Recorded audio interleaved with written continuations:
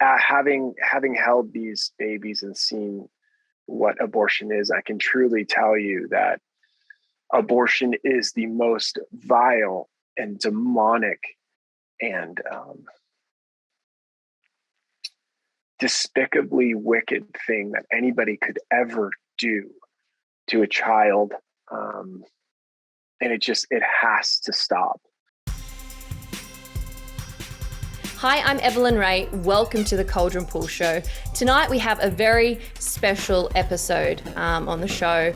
It's one with a heavy heart. It's one with a large burden on our backs, but it is one that is incredibly necessary for us to listen, for us to watch, for us to converse about, and most importantly, to raise awareness for. And before we get fully in the deep of this, I do want to just put a warning up for viewers to view this with caution. As a Christian, I strongly recommend that we do persist with this episode, that we do watch the things that are going to be coming out of here, and that we do listen, because it is a topic and it is an issue that should be at the forefront of our minds, should be in the center of our hearts, and should certainly be one of the biggest things we are praying ends across the world. But I would also like to strongly suggest that if you have any children nearby, that you choose where you listen to this. It is probably not wise for them to hear or see anything that's probably going to be said here today. But with that in mind, my hope and my prayer is that by doing this interview today, we can bring glory to God through all of this, and that we can ultimately end one of the most depraved industries, most degenerate, rotten industries that the world has seen. And again, with all of that in mind, I would like to welcome AJ Hurley onto the show tonight. Thank you so much for joining me, AJ. Yeah, thanks for having me, Evelyn. I appreciate it. And it's not on the best of circumstances that we do this, but at the same time, it's a pleasure to meet you. And thanks for having me on. Now, you reached out to me a little while ago saying that you'd love to have the opportunity to sort of speak about something that has happened recently in America. Mm-hmm. I've been tweeting about this. I've been trying to raise awareness, but many people in Australia were confused and had absolutely no idea about what I was tweeting about. We saw recently in Shanghai and in China all of these videos of dogs and cats being dragged out onto the street and being killed in the name of COVID. And it correlated and it coincided at the same time that an absolutely abhorrent and degenerate, evil crime happened in America. And I tried to raise awareness that unfortunately the world seemed more outraged at dogs and cats who were dying instead of 115 babies that were found in a box on the street in America.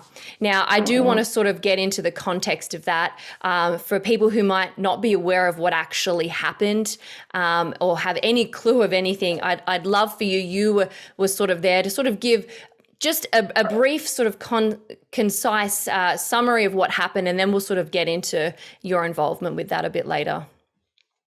Yeah, so I have a few friends who are involved in the pro-life movement, kind of anti-abortion movement. And what we have done, what we typically do over here is we go out to the abortion clinic in the morning as believers, as Christians. Just even actually some of the people that go, one of the pro-life movements associated with this story isn't even a Christian. She's actually an atheist. And they go down and basically just try to speak to mothers and provide resources, kind of holistic care to mothers, and curtail the certain issues that bring them there to try to save children and restore families. And so my wife and I have done sidewalk counseling in that regard, and have helped bring a lot of women resources in order to not basically just murder their children. And so a few of my friends were in Washington, D.C., and my friend Lauren and my friend Teresa were down there just doing sidewalk counseling. and this truck from a company called Curtis Bay Energy pulled up. And when you do this work often enough, you know that mothers come in and then babies eventually go out to have their remains handled with. And so this company, Curtis Bay, is an energy waste company that's literally just taking babies from the abortion clinics, and they're incinerating them, and from their energy, they basically from their remains are creating energy and electricity for the DC and Baltimore area, believe it or not. But so this truck pulls up and takes boxes from this abortion clinic out, and this starts to load them on the truck. And my friends say to this driver, "Hey, do you know what's inside those boxes?" And this driver had absolutely zero clue. And they said, "Well, those are aborted babies." And he was just totally shocked and visibly disturbed. You could tell that he was potentially doing this for years and never even knew what was inside those boxes.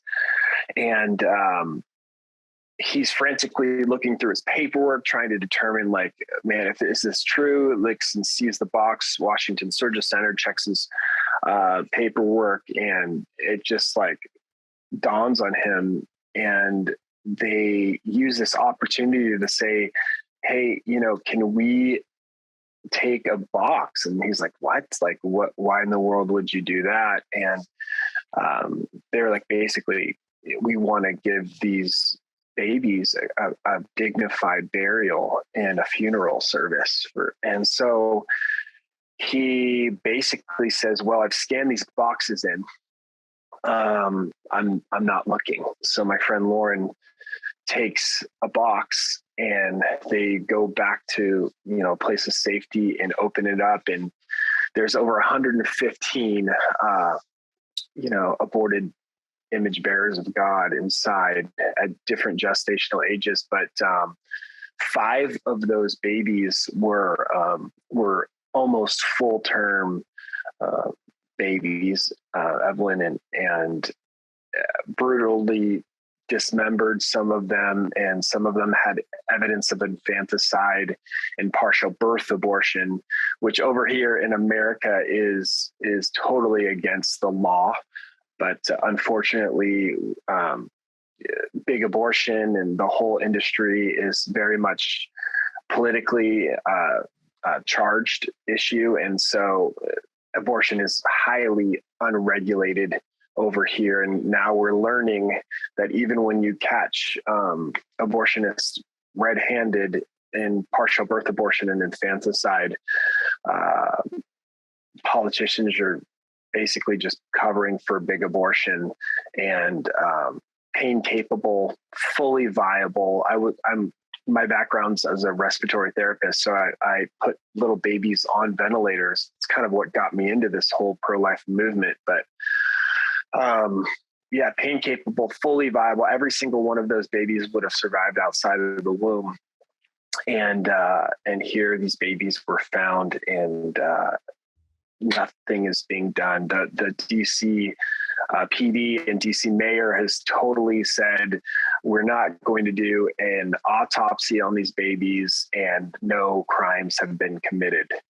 So it's a pretty big story over here. It's surprising, but not surprising that you haven't heard of it, because it is abortion, and the censorship is pretty heavy. But it's been a huge thing, because nothing like this has happened in 15 or 20 years, especially these late gestational ages of these babies. It's been pretty shocking. So yeah, we recently over here in Australia, and by recently I mean in the last sort of few years, we had legislation passed to allow for late term abortions, all the way up to 9 months, and we also had legislation passed which about intervention if a botched abortion takes place and the baby's born alive. And it's truly abhorrent. It's truly evil. That humanity, lack of humanity, but that human beings could do this, as you said, to image bearers of God. We were made in his likeness, and it's truly heartbreaking. But I wanted to sort of get a little bit more of your background, because I do think it's important for context, because as you mentioned, you've dealt with babies before. You have obviously assisted babies, whether it be premature babies, all various reasons why they might need respiratory sort of professional care. So if you don't mind going into a little bit of your background with medicine and things like that, I'd really appreciate it. Yeah. So right out of high school, I became an EMT, went to school, became an EMT, and started working on an ambulance over here. So I've been in the medical field for about 20 years. So I'm no surprise. It's not a surprise to me to handle things like this. And I have plenty of experience showing up on scene and seeing dead children, seeing children who've even been brutally dismembered, or that's definitely within the purview of my experience, unfortunately. So I went back to school, got a college degree, and then became what's called a respiratory care practitioner, or they call them RTs over here. And it's like a specialized nurse, if you will. Like, we put little babies. Well, this is even more of the respiratory therapist. Our bread and butter is the ventilator and managing the life support breathing machine. So when you can't breathe on your own, or if your lungs are sick, you get put on this ventilator. And so then you have to be specialized in training with little babies, because premature children have something missing in their lungs called surfactant. And that basically it makes their lungs really, really hard to breathe on their own. And so you have to put these babies on a ventilator until they're grown enough to where their lungs become more developed. So that's kind of my background. I worked for 7 years as a respiratory therapist at UCLA Medical Center, and provided medical care there to the community. And unfortunately, during COVID and everything, I didn't want to give them the vaccine paperwork. And so I kind of got fired from my job from that. And so ever since then, I've been involved in the pro-life industry, pro-life movement. So what's kind of catapulted me into the pro-life movement is seeing the discrepancy between these babies that we're saving at 21, 22, 23 weeks, and the ones that we can abort, and really no difference in their ontological value other than just a mere fiat decision of the mother as to whether they're worthy of life or not. And so it's a huge hypocrisy, seeing these babies and then other ones that are literally torn apart limb from limb and dismembered in the most grotesque ways. And really no difference between the two, except for what another person views as to what the value of a human is. So that's a little bit of my background that's brought me into the pro-life kind of anti-abortion movement over here. And it's been a whirlwind, man.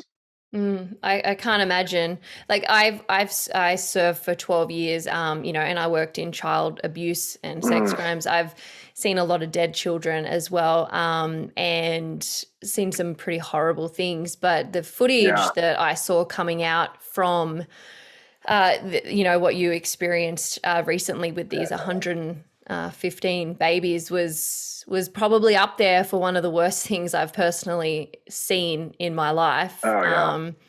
And like you, that's coming up against a lot of other bad things we've probably experienced. So that's saying a lot. But I've always found it incredibly interesting how people can justify when a life begins. As you mentioned, mothers who have premature babies at 21 weeks are dying for their children so that they could live. You know, they would do anything. And then you have women at 9 months in some cases who decide, 39 weeks up to 40 weeks, they decide that they don't want the child, and yet that is not a life. And it's interesting, Christianity aside, if you speak to any embryologist around the world, every single embryologist always agrees that life begins at conception.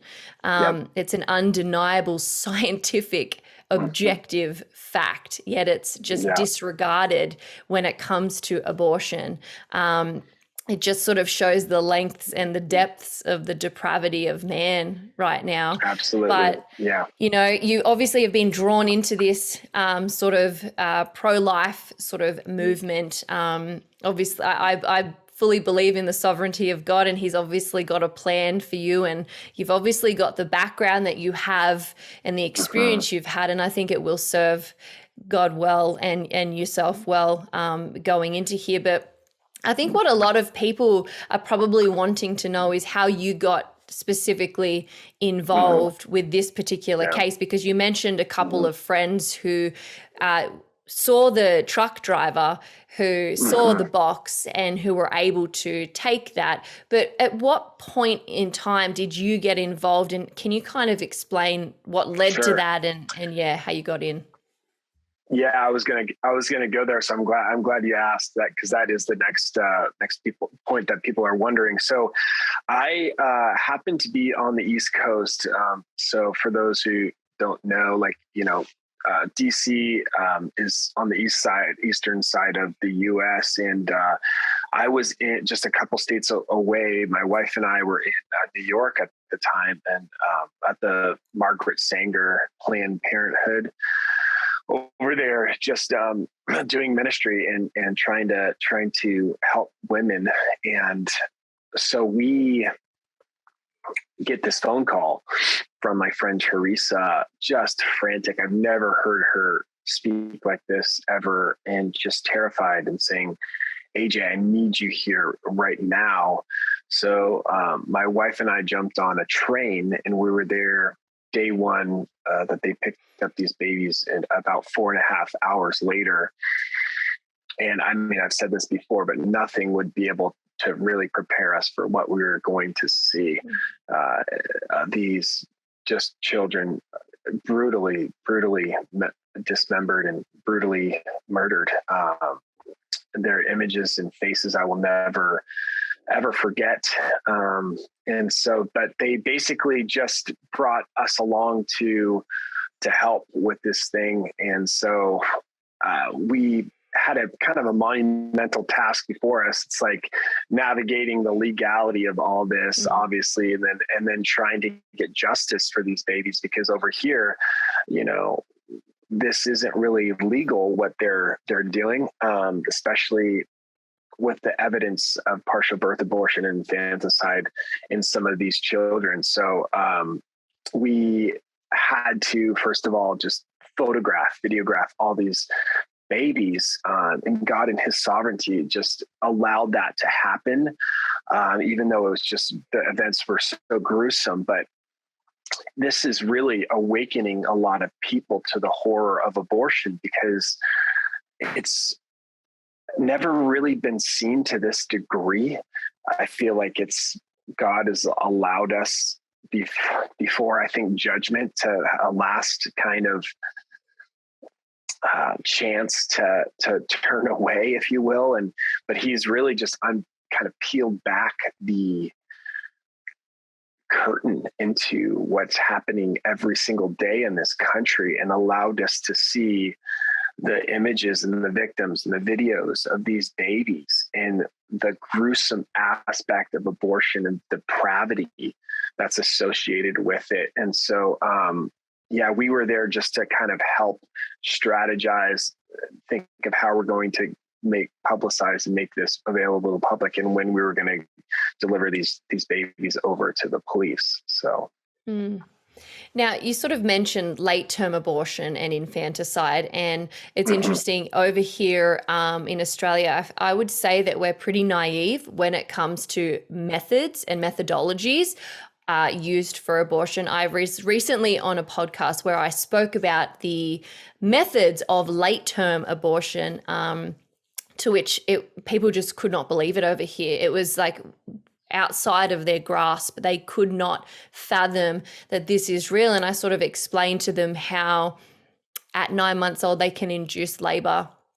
They can birth the baby feet first, which is the unnatural way to do it. And then they can snip the spinal cord whilst the head is still inside the cervix of the mother, because that is, once it's taken its breath, it's technically unlawful, although I don't doubt that this happens all the time. But that's another issue with late term abortion. But people over here in Australia just couldn't believe that that's actually something that happens. And I spoke to Laura Clarkson, who's an anti-abortion activist, lovely woman who's very much in the deep of this particular subject. And she said that that's been outlawed in America, that that's a technique that they're not really allowed to use anymore. When you sort of mention before about these late term abortions, partial abortions, and also infanticide, is that sort of what you're referring to? Like the methodologies that were used Yes. to abort the babies would have been something similar to that? Yeah, exactly. And thanks for clarifying that, because partial birth abortion is kind of a definition that most people know over here in the US. But yeah, that's exactly what it is. You don't always have to flip the baby and turn and breech for it with its feet first. Out here, partial birth abortion, they even deliver the baby head first up to its shoulders, and then snip the back of the baby's skull, and then they just suction the child's brains out and kill it that way. And so then they deliver the rest of the body, and it's like, oh well, it's still in the womb technically, but it's just another different way of performing infanticide and live birth abortion without under the auspices or covers of being in that magical birth canal that somehow confers personhood. Um, but yeah, so that's described in detail into federal law here, and it is totally against the law to perform that type of a procedure. And then also there's something called the Born Alive Infant Protection Act that comes into play in federal law too, that protects babies born alive. And we're supposed to provide medical care for babies that are born alive. And so it's unlike over here, it's very much illegal. But what we're seeing is just DC mayor totally covering for big abortion. And refusing to even perform an autopsy, which would be so vital for determining how these babies died, because all you have to do is check for air in the lungs, right? So if like these babies had taken their first breath, well, there would still be evidence of oxygen in their lungs, and so they can test if this baby had come out and was born alive or not. And it's crazy. So there's 5 babies, and I can get into this a little bit too, but one of the children was still in the amniotic sac. It's a very rare birth, and in this case abortion, where it's called an in-call of pregnancy, where the child is born and still intact in the fully intact in the amniotic sac. But what that means is basically that this child, because normally what they can do is clamp the umbilical cord somehow, but it's impossible to clamp the umbilical cord, kill the baby, and then deliver it without perforating the amniotic sac, because you got to get around the child in order to clamp or cut the umbilical cord. So in this case, the question, really the evidence points that this baby was delivered out, the umbilical cord cut or clamped, and then this child just left on a table to suffocate in its own amniotic fluid. And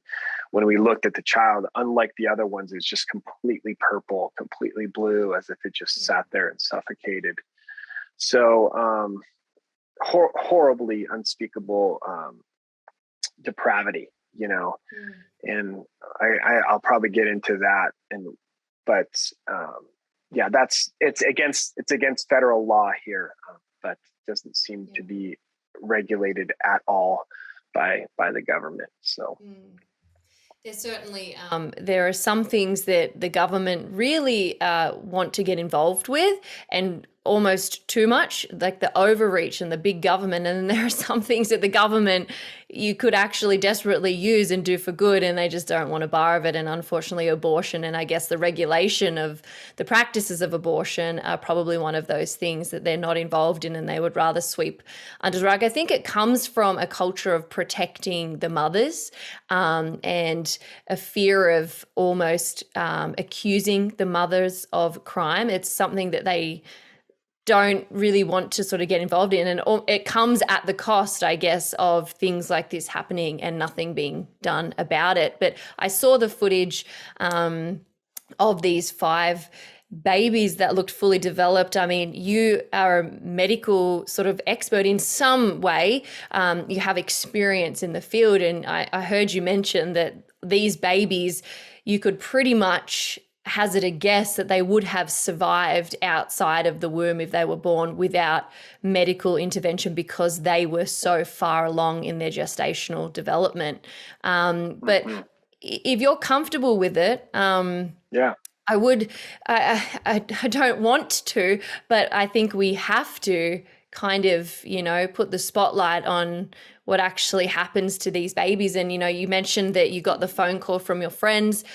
You were a train ride away. Your wife and yourself went and you helped photograph the babies. And again, if you're comfortable, I'd Sure. appreciate you sort of going through the things that you saw.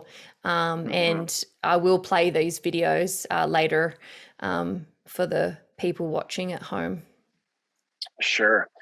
Yeah. So there was 5 babies. All of them were late term. I know for a fact every one of them most likely would have survived outside of the womb, some of which with very little, one of which probably no medical help, 1 or 2 of which probably no medical help at all.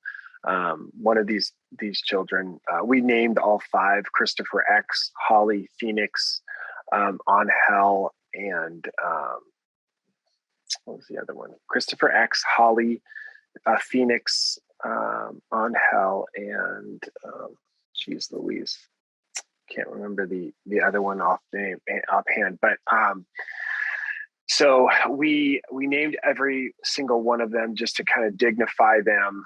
But Christopher X was the largest of the 5 and was almost full term. I had a friend of mine date him around 34, 35 weeks gestational age, and he so 3 of them were totally intact, and 2 of them were just gruesomely dismembered.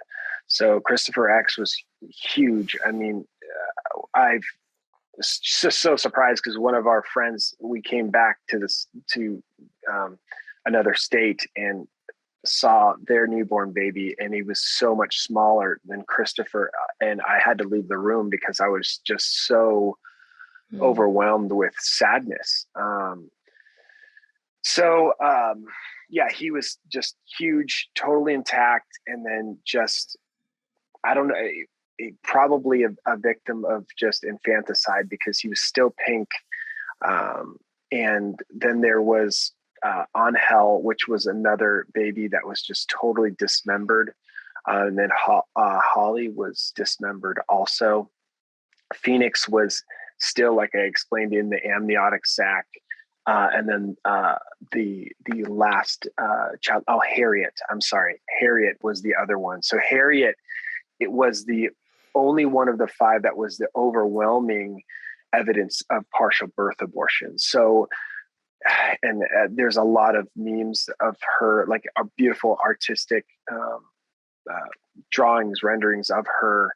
But she had her one eye blown open and the back of her skull snipped. And her brains were suctioned out. But her eye was blown open because with the trauma of the suction device, it will cause one of the eyes or both of the eyes to totally get blown out.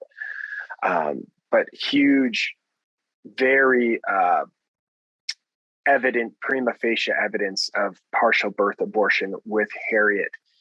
And the first thing when I held these babies was just an overwhelming sense of anger, Evelyn. But it was, people asked me what was like, and I can only say it was weird. It was as if my brain couldn't separate what was the depravity and what was done, the evil that was done to these children, from the children themselves. It was like I looked at this beautiful image of God, but it was just like, it felt evil. And so that was the strange thing about it, is just felt so profoundly demonic and evil. But you're holding an image bearer, a perfect, beautiful, innocent image bearer of God. And so that the discrepancy there was just unlike anything I've ever experienced. I never will, I don't think. And the first thing I thought was, I will never, ever, ever be the same. And having held these babies and seen what abortion is, I can truly tell you that abortion is the most vile and demonic and despicably wicked thing that anybody could ever do to a child. And it has to stop. There are a lot of issues at play of injustice and issues that we need to solve in society, but this one has got to take the cake. Yeah. It's like I sort of mentioned before, both you and I, prior to really understanding abortion, have probably seen some pretty bad things, but I understand what you mean about the discrepancy with emotions and feelings. I've experienced it myself with some of the evil things, and I honestly don't think that we were created to really handle these things. I think these things are a result of the fall, of the curse, of sin, and it is certainly not I think that's part of why death is so hard for us as human beings to comprehend. And we can't comprehend it because we weren't created to die. That's the thing. We were created to live forever. That's how we were created in the Garden of Eden. We were supposed to walk with God on this earth as perfect beings. And so when sin came and when the curse fell upon man and mankind and the earth, these things are very hard for us to understand. It's not in our inherited nature to really understand these things. I don't really know how else to articulate it other than I feel I can understand the position you're in because of some of the things that I've seen, but hearing what you've had to witness and your wife and your friends, I'm going to continue to pray for you guys because this is something that you probably will carry for the remainder of your days. My prayer is that it can be used for the glory of God and for his kingdom, and that, good can come from these experiences. Even if we save one beautiful baby, that's something, but we sort of also mentioned before, you and I, before we pressed record, that if everybody actually just understood abortion, and if everybody just watched an abortion, the abortion industry would probably be over. But people don't really want to see what it is. People want to brush it under the rug. People, you know, think you can just take a tablet and you'll just get a period and it will abort your baby. And that's kind of the end of it. No big deal, etc. And I sort of wanted to use that as a segue into the other 100 and something babies that were also found in the box with the 5 sort of late term ones. If you can kind of explain that situation with the other babies that were in there, their sort of gestational period, and maybe some methods that were possibly used to abort those particular human beings. Yeah, and there's this huge buzz about these 5 babies because I think we can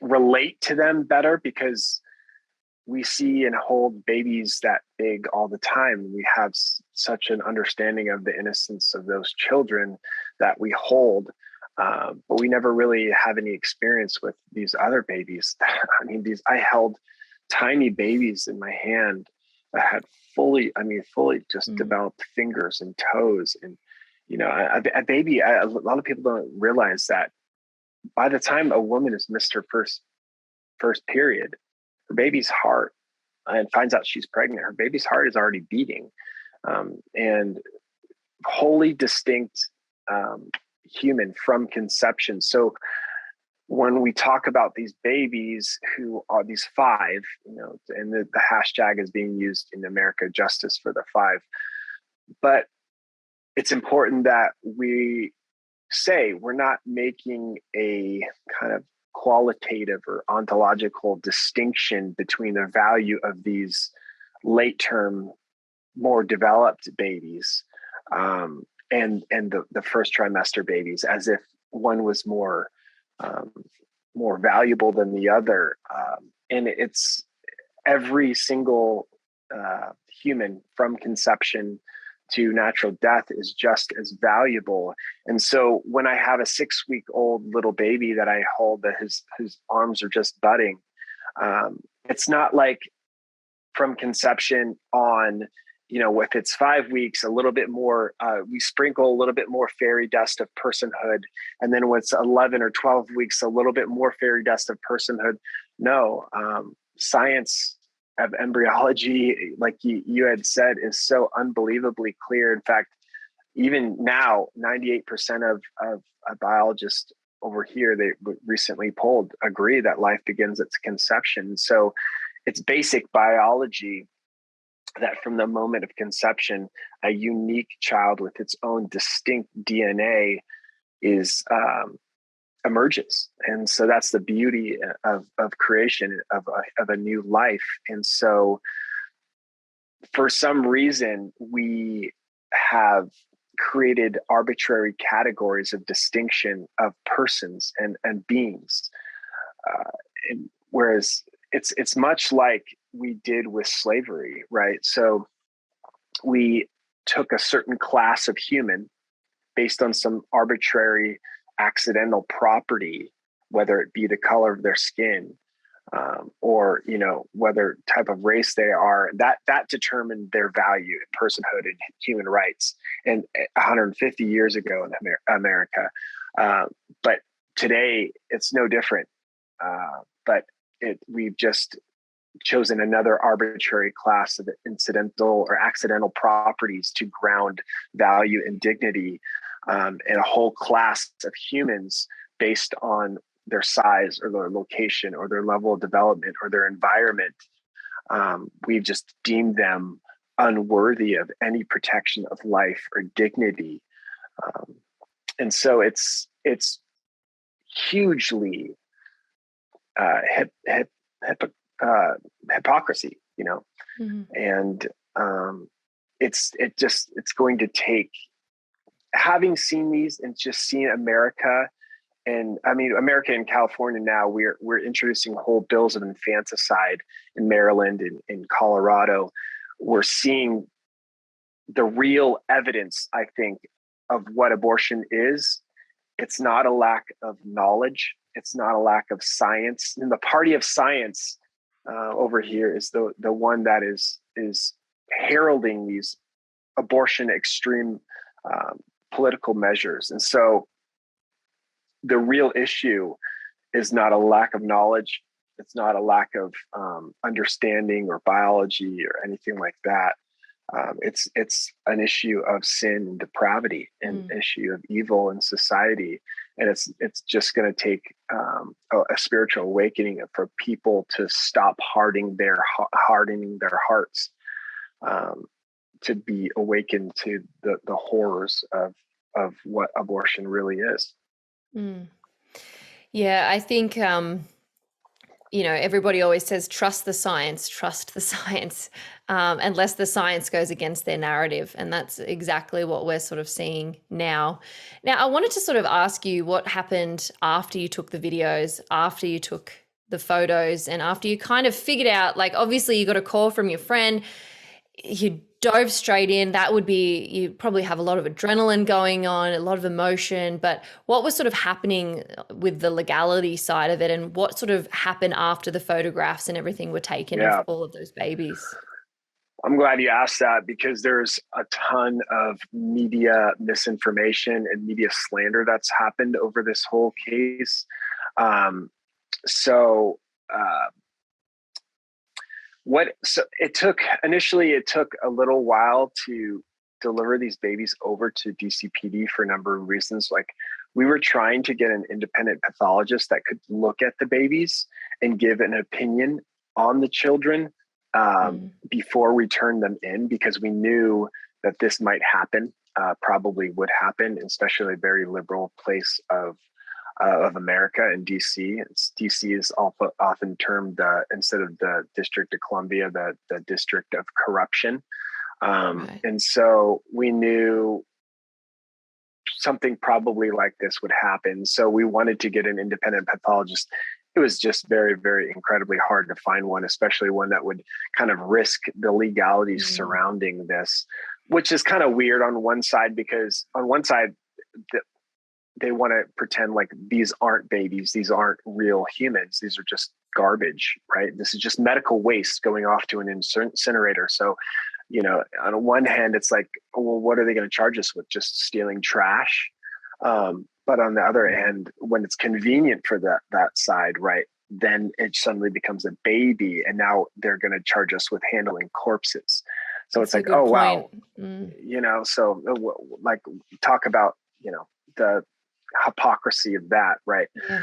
So and I think because of that, the muddying the waters in that, and what that be the media story, that they haven't charged any of us with handling this. But to answer your question, so it took about we took about 3 days to try to find an independent pathologist. We filmed everything, and then we arranged for the DCPD to pick the children up. We took the first 110 babies, and I drove them to a priest who gave these babies a proper funeral and burial. And then we just took these 5 babies who were evidence of crimes, and then turned them over to DCPD. What happened was, it took DCPD almost 24 hours to show up. And in the meantime, and this is evidence of the corruption, who they did pick up was one of the girls, and they for something she had done 2 years earlier. So for 2 years, she hadn't been charged federally, but all of a sudden the FBI shows up at her house, swoops this girl up for something she did 2 years earlier, 5 or 6 or 7 hours after we informed DCPD that these babies were there.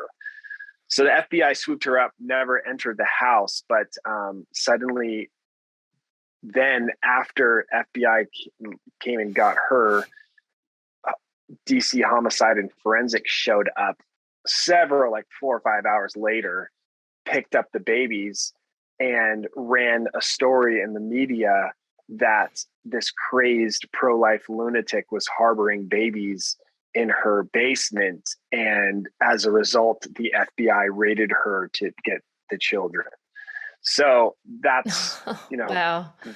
that's the slander of the media, and how they wanted to spin this story because of the power of what this story entails. So there's been a lot of information about that, one which we've all tried to, and at this point it's pretty much been cleared up. But no, we have letters from our lawyers to DCPD the day before she was arrested and the day before we had these babies picked up, explaining and asking DC to come pick them up. But interesting, of all the timing for the federal government to charge Lauren for something she had done 2 years earlier. Pretty interesting timing that they waited till, the moment then we released this information to DCPD to do it. So seems definitely deliberate, like obviously.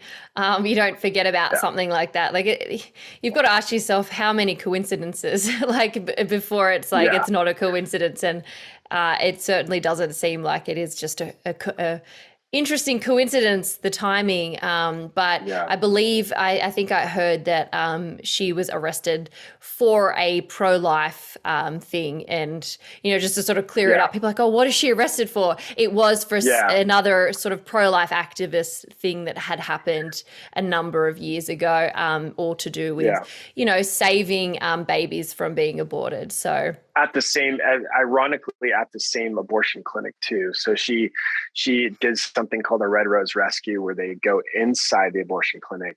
They sit down with the mothers and the babies and give these mothers red roses, and then basically go between them and the abortionist and say, hey, I will not let you kill your child today. We're going to love you and your child, and get arrested. So that was a rescue that she had done 2 years earlier, and they decided at that moment to file federal charges against her. So okay.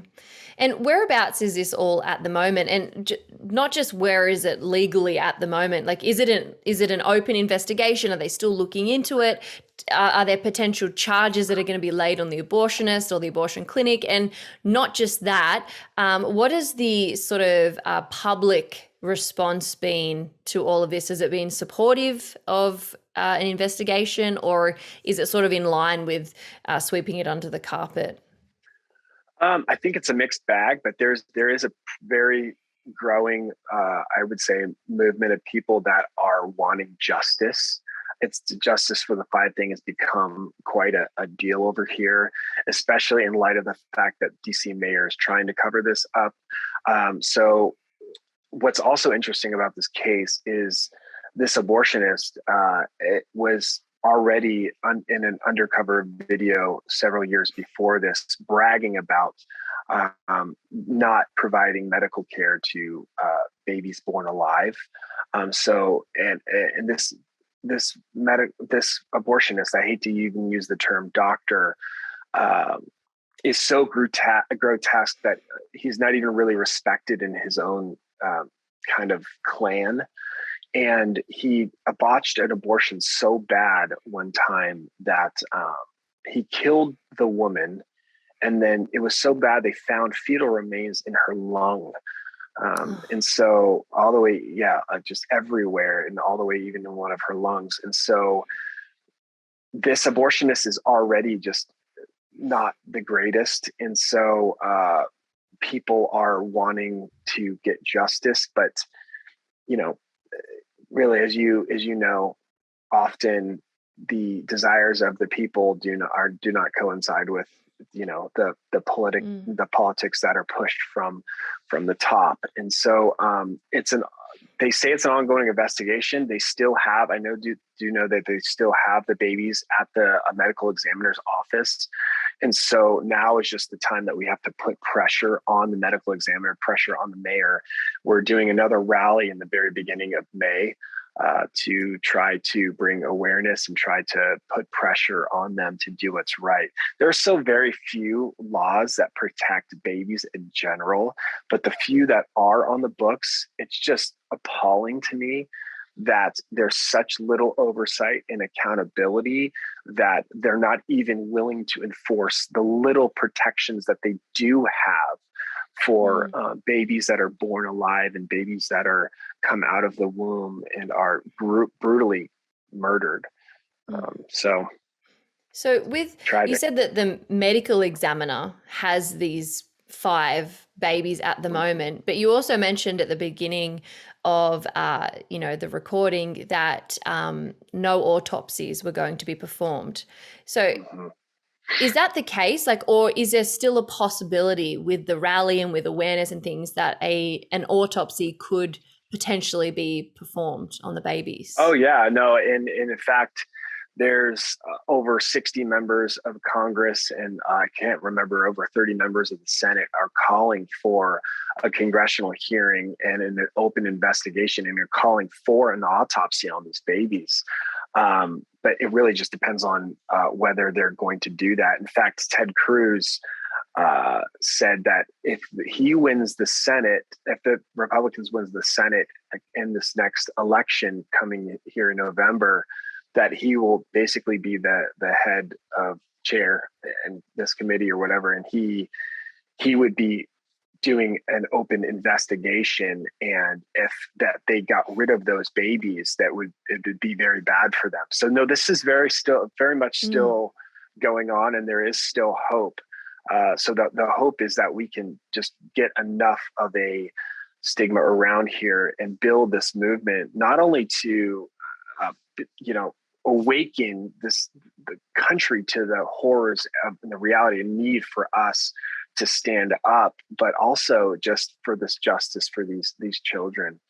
So that's my prayer, is that we can put enough pressure on them and in order to get justice here. Absolutely. I think, it's part of our inherited nature to want justice. And, I often have to remind myself to not become bitter because of the things that I've seen.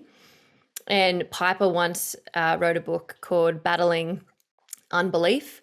And it's like basically 7 sort of sins that Christians get trapped with. And one of them was bitterness. And I was really convicted about it because I have this real sense of I need justice.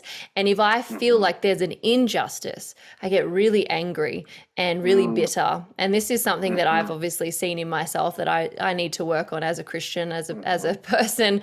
And I often wonder whether that's why I became a detective, because I just have this real need and hunger for justice. So, but I have to remind myself that God's perfect justice will not avoid any man, woman, and no one. That it will come, whether it be in this life or the next. The perfect justice will escape no man, and we all have to face judgment. And I sort of, Piper sort of talks about just putting that at the foot of the cross and knowing that it's going to be served. And so that gives me what I need to stop being so bitter and upset about these sorts of things. It's not easy. It's not easy. No, for sure. And I'm sure, and especially since, I can even speak to that if I could. One thing I think God has taught me through this is that justice and anger is a real reaction that even God has, and we're made in His image, and so that's a real thing. And I think it can be. It's not often spoken enough that righteous anger can be a very good thing. But it's also interesting because the more I thought about this, I realized that hatred is not a characteristic of God. His justice is. And his hatred of sin and evil comes out of justice, but it's not itself. His love, it stems from love and not hate, and not hate as a character quality of God. And so that's kind of really helped me to kind of temper and keep my anger in a perfect place in order to use it for the kingdom, to be the hands and feet of Christ. And I am just so overwhelmingly convinced that this has happened because of the Church of Christ, because we have not, as Christians, we have not stood up and not done. So an atheist does not even have the objective moral standing as like Jeff Durbin says, like, you're stardust and you're complaining about moral rights and wrongs, atrocities.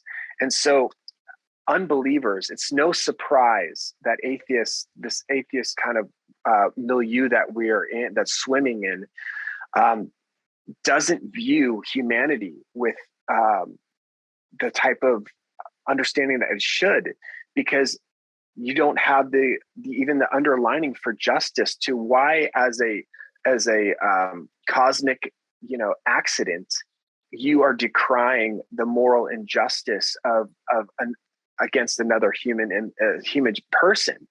But since we're created in this image of God, it fully explains objective standards for justice and righteousness that we feel innately inside, that our scientific, naturalistic, atheist, moral view can't account for.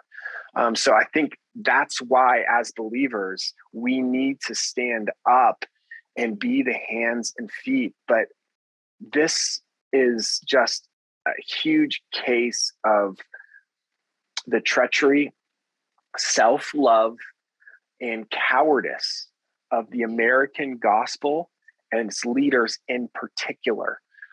It's a living and breathing rebuke.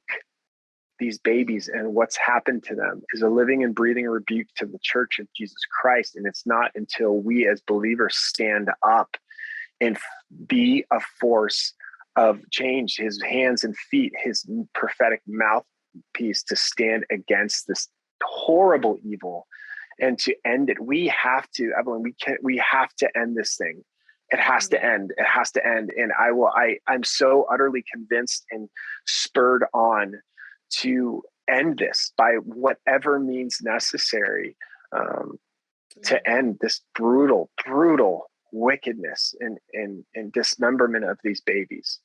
So yeah, I think that certainly we are, I believe we're nations under God's judgment. I think that we've mocked him for too long. We've been ripping limbs off babies at 9 months old, crushing their heads at 9 months old. We've just mocked him for too long. And like, there's only so much I think he'll do till he does bring down his judgment on us. And it is a great leveling. And I think we are in desperate and dire need of a revival of the church, because I think a weak church creates a weak community and a weak culture.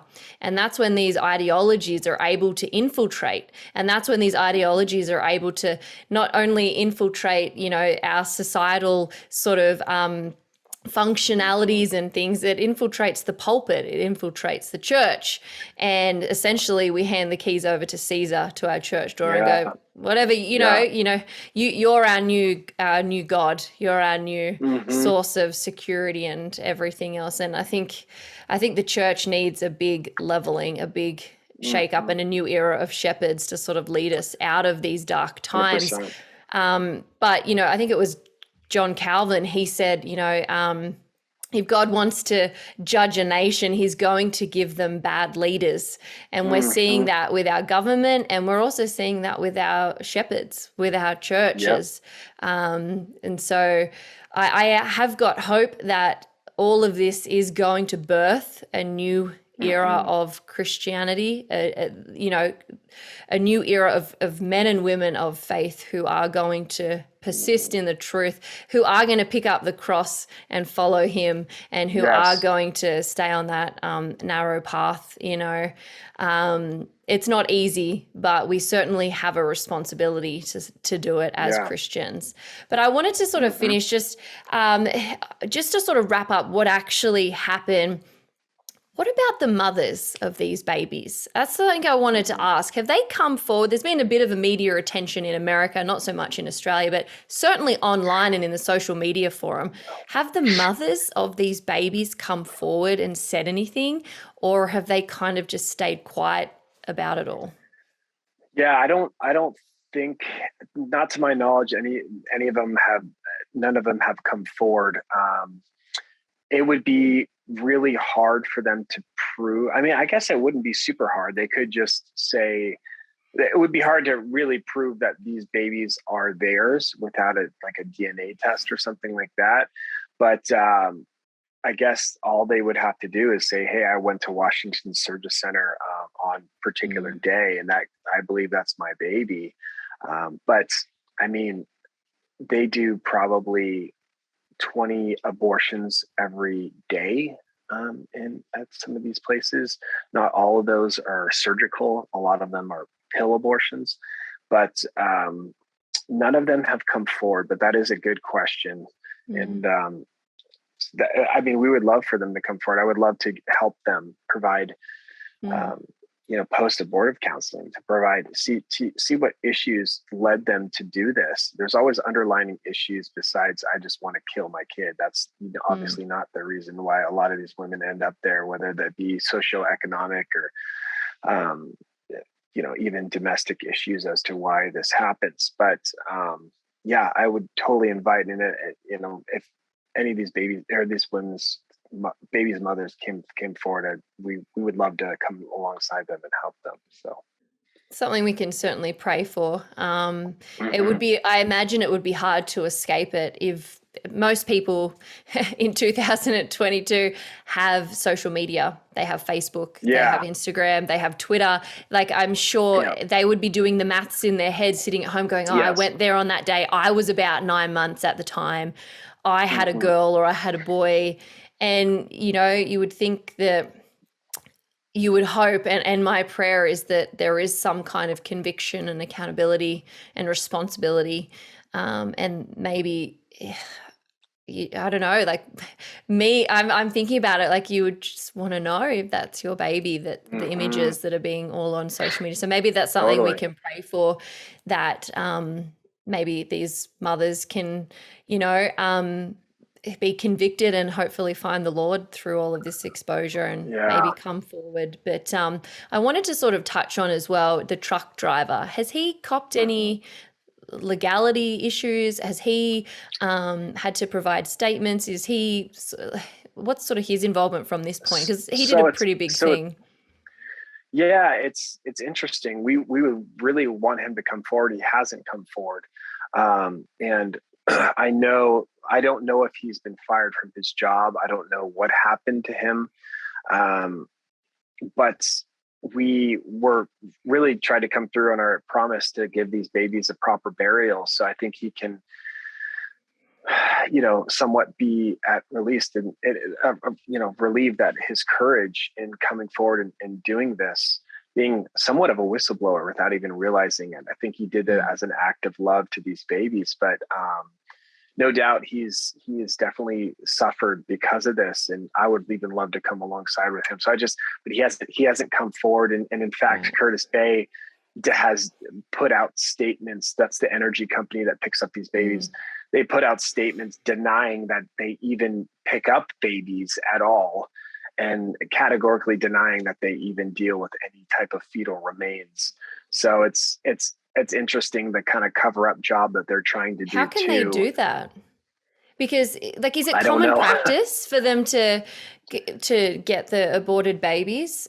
How can they deny um, that? so these, I think what happens is these are medical waste companies, so they Mm. deal with all different types of medical waste.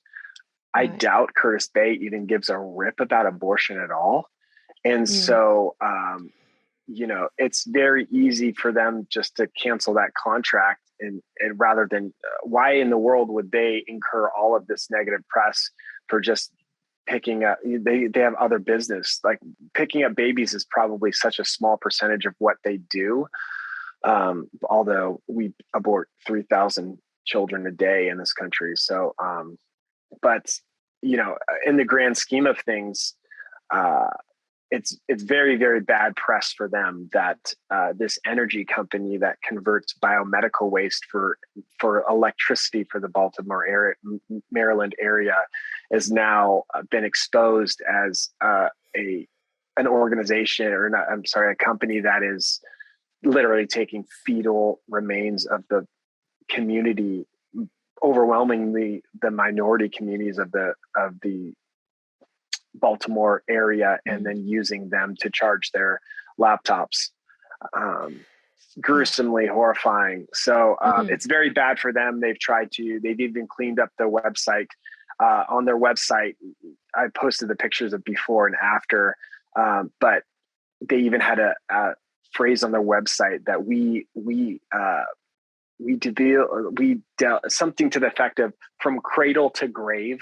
We provide medical, and so that was very, very bad for them too. Sack the marketing team. That's terrible. Oh, totally. Wow. And so they've done a pretty quick cover up job and revamping of their website to try to cover up, put public statements out, categorically denying that they even deal in fetal remains, whatsoever. Yeah. So very, very bad for them.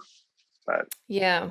And I mean, there's a whole nother, I feel like we could do a whole nother podcast on what they're doing with those 3,000 babies a day, because there is so much about the disposal of these babies, and also, things to do with abortion clinics and companies and what they do afterwards. But I feel like that's probably another episode, and maybe if you're willing, maybe we can catch up again and have another sort of show, and you can update us maybe on the case, update us on what's sort of going on, and we can get into a couple of these other things. But I appreciate you coming on. I feel like pleasure. It's been really difficult, but it's, again, like we mentioned, it's something that we can't put in the corner and not look at anymore. We can't keep sweeping it under the rug. This is something that needs to be, the cat needs to be let out of the bag, basically. And too many people, like I know in Australia, as I said, people don't know that this is what happens. People just think that, you go in one day and you come out the other and you're not pregnant anymore. It doesn't work that way. Babies are being killed. And so I appreciate you sort of coming and putting your face and your name out there and being so bold and unapologetic in your stance. I'm encouraged by your courage, and I just want to thank you for all that you're doing and that your wife is doing. And before we go, is there somewhere where people can go to follow you, or if they want to know more, or if they want to support things that you might be doing, like where you can kind of direct them? Sure. Yeah. I'm a director of a pro-life organization called Survivors of the Abortion Holocaust. And so you can find us on Facebook or Instagram. I'm on Instagram, AJ Hurley, and survivors.la on Instagram. I think on Facebook, it's facebook.com/we are survivors. So those are places that you can kind of follow the story and see what's happening, or if you want to support us financially. I would love to say that this ministry runs on fairy tales and rainbows, but it takes hard work and effort and generosity of people that can keep my lights on in order to keep doing this work. But it's been a grueling, unbelievably difficult time. But at the same time, I'm so grateful to God that He's allowed this to happen. A quick word just to people listening. I think when I try to think about what makes this happen and why this is still legal, I think it's just because of comfort and apathy and really self-love. So I would urge everyone to think about how they spend their time. Think about how you spend your leisure, and to sacrifice, to pick up your cross. Christ says to pick up your cross and follow Him, and use your time to invest in the kingdom of God instead of, contributing to all of the things that take up our time. I kind of said, Daily Wire did a piece on, and they asked me what the issue was as to why the church has apathy in this regard. And I really think it comes down to the gospel of comfort and ease and self-love.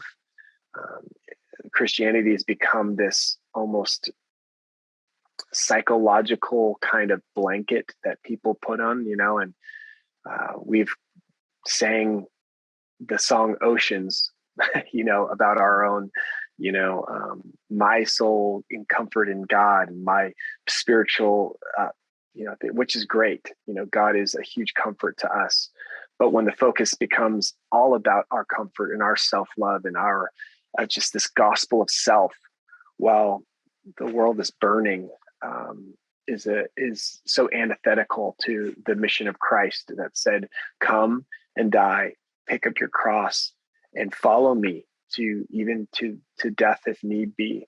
And the greatest love man had ever known is to lay down your life for your friends. So this will continue until people wake up and choose to sacrifice. So. Yeah, absolutely. Very well said. I agree with everything. And we have to stop encouraging and lauding narcissism in our culture and within ourselves as human beings. But again, I really want to thank you for coming on. My prayers are with you and with your wife, and with everybody else who was involved with that horrific case. And I look forward to, staying in touch and hearing about what's happening with it in the future. Awesome. Thank you so much, Evelyn. God bless you. Thank you for everything you're doing. This is happening down your street. Everything that we've been talking about is real. Please end this. Please do something about the greatest atrocity, the greatest human rights violation of the most innocent and defenseless human beings that are systematically being eliminated on your street.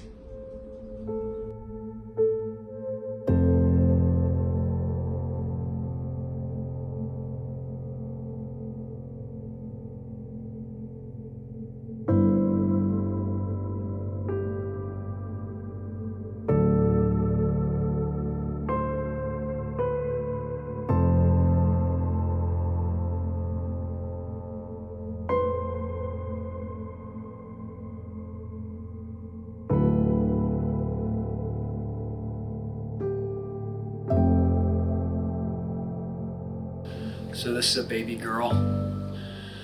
She has several lacerations on the back of the skull. One is in the occipital region back here. As you can see, the skull is totally broken. Seems, well, yeah, that's the main incision right there that they made. She has other trauma to the left of the parietal region and to the right parietal too.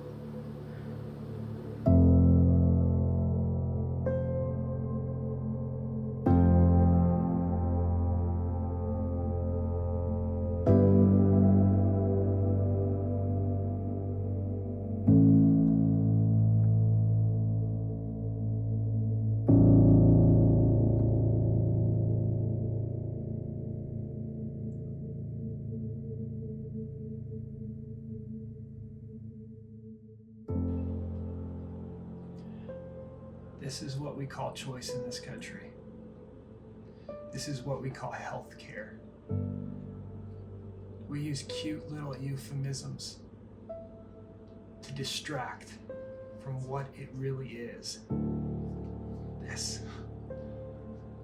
is what we call choice.